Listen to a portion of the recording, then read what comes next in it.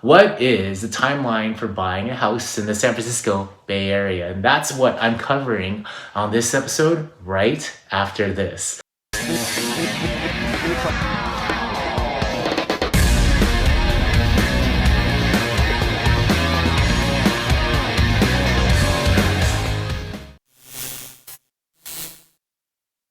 Welcome back. My name is Dale Corpus. I'm a realtor in the Tri-Valley area in the East Bay of the San Francisco Bay Area, and I post videos every Friday about all things real estate. So when I'm talking to someone who's looking to buy a house down the line, it could be a few months from now, and it could be a year from now. The question they always ask me is, what's the first thing I have to know when it's time for me to buy a house? And of course, it's natural to think what's going to be, these complicated subjects like housing programs and financing with rate buy downs and the negotiation process. How would the process go for buying a house? Well, it's none of that. It's quite simply the timeline. The thing is when you're ready to buy a house and you start involving other parties, such as a lender for a pre-approval and a real estate agent to help show you homes or maybe guide you, the fact of the matter is you're letting someone else at that point dictate your timeline. And you may not have been ready to buy until a year from now, but once you have that conversation on, you might feel a little pushed, or maybe you might start feeling that excitement in the air. Oh, how exciting. It's definitely an exciting time because it opens up a new chapter of your life of home ownership. You'll have a home of your own and you get to build equity.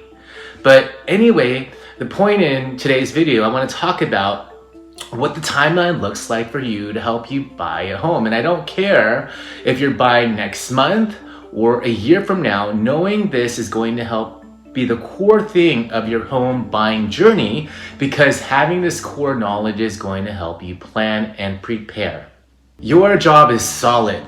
Maybe you have a lease coming up in 2 or 3 months. You're like, Dale, I'm ready to buy a house right now. Well, we're going to assume that this is you for now, so we can really describe the perfect timeline of how it works like now. And I'm going to throw in some wrenches here and there, and that might be relevant to you, but let's get those wrenches thrown at us because that's how things work sometimes.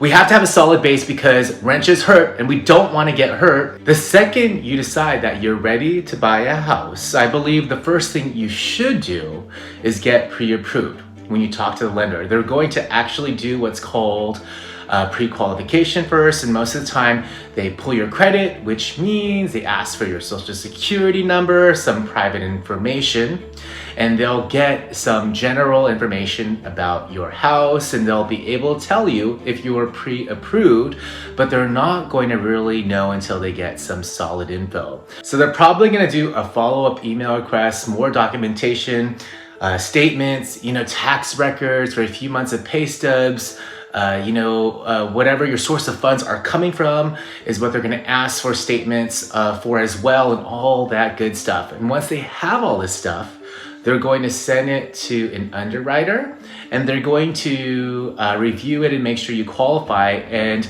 once underwriting gives a seal of approval, they'll give you an official pre-approval letter. Now, it's really important that you get 2 numbers here. A lot of times, if you tell a lender, I only want a payment of this much, well, they'll only give you a pre-approval for that much, and you might go and wait some months of time because you're going to look at houses in this price range and not like anything. You're going to think, man, if only I qualify for just another $10,000. Well, you might have, because you told the lender what you want the monthly payment to be, and that's the qualification they gave to you. So it's really important that you get 2 numbers from your lender. Number 1, what the pre-qualification for the kind of price range you max out at, and number 2, what the max price point for the monthly payment you feel most comfortable paying is. Now, when you talk to the realtor, you're not going to give them your pre-approval. They don't have to know. You could tell them, but give the pre-approval of where you want to be around.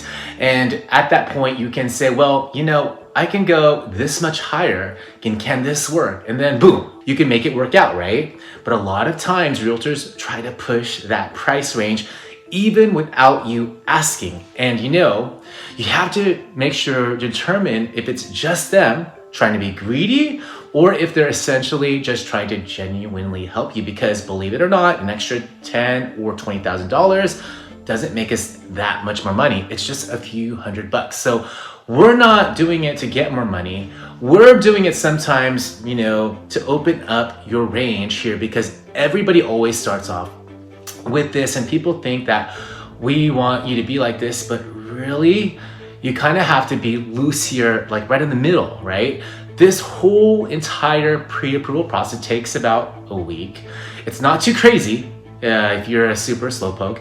It might take you 2 weeks, I mean, you could take your sweet time sending the documents to the lender, or let's say the lender needs some sort of verification of employment from your employer, and your employer is dragging their feet.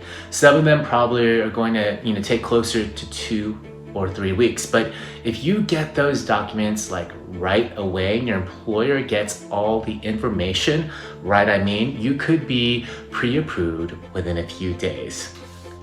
Now, once you get that pre-approval, you're ready to start looking for a house. Now, this is where we're going to get into the wild territory, because I'm not Nostradamus here. I can't predict what's going to happen with your house search. I can assume that you're going to be looking diligently, and I'm going to assume that you're looking at a price range that's competitive, but not so competitive. So if you're looking in a super competitive range, you could be looking for months. And likewise, you could be looking in a pretty flexible price range and just don't feel comfortable making aggressive offers, and you might be looking for months. So here's the thing.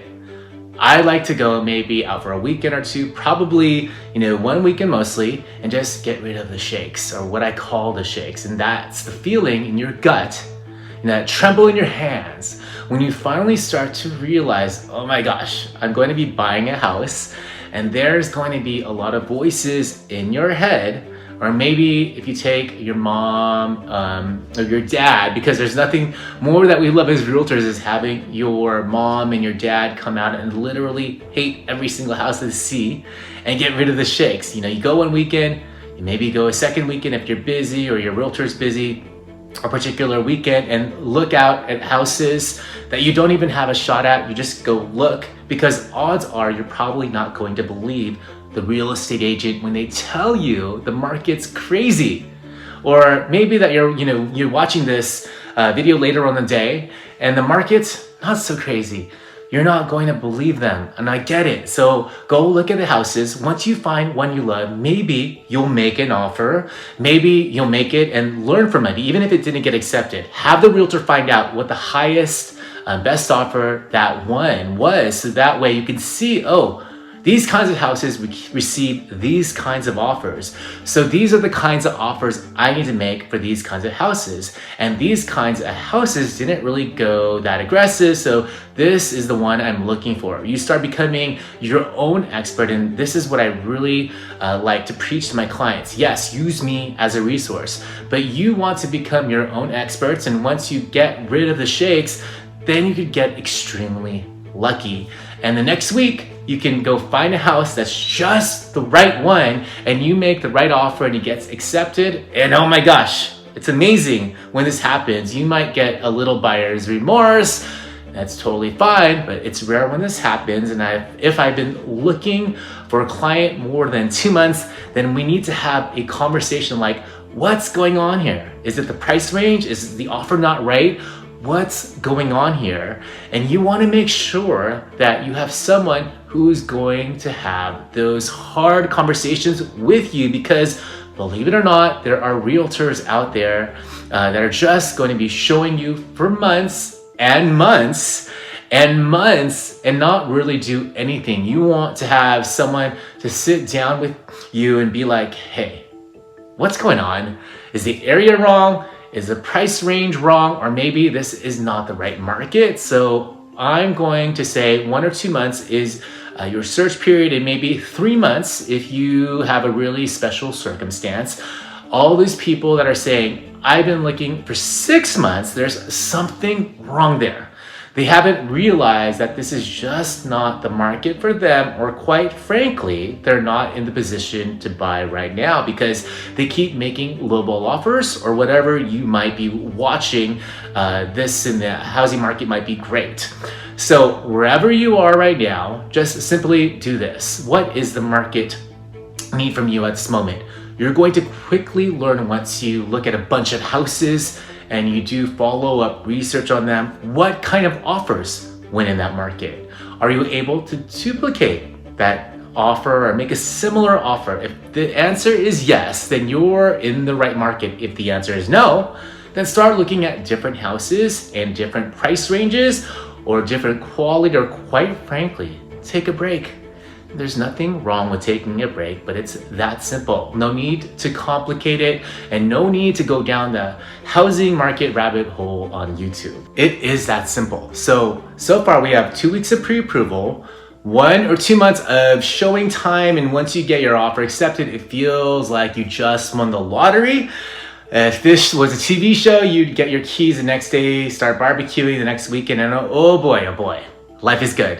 It's not the case now. I mean, closing typically happens as short as 21 days, but on average it's 30 days. I've seen it be as long as 60 days, and it really depends on your loan type. So I'm not gonna get myself in trouble here and say that, you could always close in 21 days, but I could say that I've been confidently being able to close most homes in 20 to 30 days. I have an amazing lender that helps me close on time. However, when there's a delay beyond 30 days, it might be a few extra days due to a freak of nature, like someone lost a document or whatever. So if it goes past 45 days, that's fair, but your state might be different. So during the next approximate 30-day period, you're going to be doing your inspections, you're going to be doing appraisals, you're doing all of, getting your final approval for your loan, because, that's right, you haven't gotten your final loan approval yet, which is why your lender is calling it a pre-approval. You get your final approval through the loan process when you're in escrow, and you're only pre-approved up to that point. So they're going to start collecting more documents, and you're going to be running you through a serious underwriter. And then once that 30-day period is done and it closes, you're officially a homeowner. So let's say you take 2 months, to look at a home, and you took 2 weeks to even get it pre-approved. It could take up to 3 to 4 months to buy a house. It can be as low as 2 to 3 months if you're really on the ball, but odds are a good average is 3 months for the whole entire process. Now it's really important to remember the following. A lot of people have leases up, or they have their parents helping them out. And remember this, you don't pay them from the first month's payment right away. You pay your mortgage lender 1 or 2 months later after you close, and here's how you figure out your first mortgage payment and when it would be. Whatever month you're in right now, the month you closing, you don't make a payment that month. You don't make a payment the next month. The month following is when you make the first mortgage payment. Now, let's say in October, okay? If you close in October, you don't pay a payment in October or November. December is where your first mortgage payment is. Now, it doesn't matter if you close October 1st or October 30th or October 15th, you're still not going to pay that month. So that's why I say 1 or 2 months later, because if you close at the end of October, it might only feel like a month, right? I might only feel like November, and then you make your first payment in December. And if you close in the beginning of October, it may feel like 2 months. But the reality is, if you close at the end of the month, you're going to pay less closing costs. You have to come up with less money. But if you close the beginning of the month, you might have to come up with more closing costs because they charge you a per diem of interest for that month. So if you're willing to pay more for closing costs and want the extra month, then that's fine. Also, this month that they give you is not really free. They do eventually collect that interest when you sell the house or towards the end. So, nothing's free in this country, unfortunately. If you have a date in mind that you're trying to close by, let's say your lease is up March 31st, don't close March 30th. Do not move out in a day. Things happen with real estate. You know, a seller could have a problem, you could have a problem, the lender could have a problem. It's insane. So try to close at least 2 to 4 weeks before you have to move out.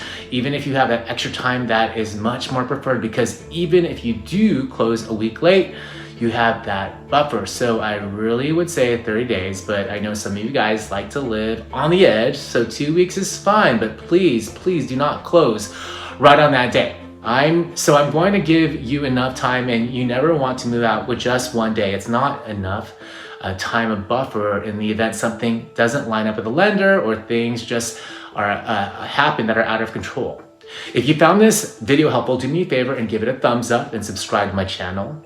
You may also want to check out my past video on the top 10 mistakes when buying a home.